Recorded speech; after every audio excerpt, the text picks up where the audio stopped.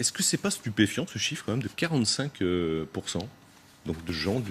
d'usagers, Mais d'utilisateurs? ça vous étonne peut-être vous, parce que c'est lié à votre génération, parce qu'après tout, vous avez peut-être connu que les blousons noirs, mais chez les jeunes, je peux vous dire, en tout cas de 15 à 30 ans, il y a un phénomène dont on ne parle absolument jamais, qui est le phénomène racaille,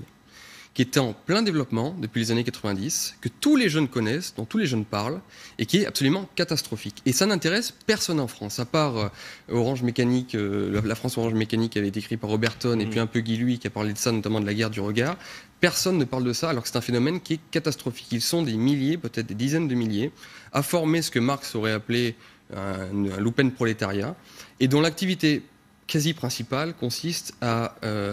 commettre des déprédations, à agresser, à insulter et à embêter des milliers de personnes chaque jour.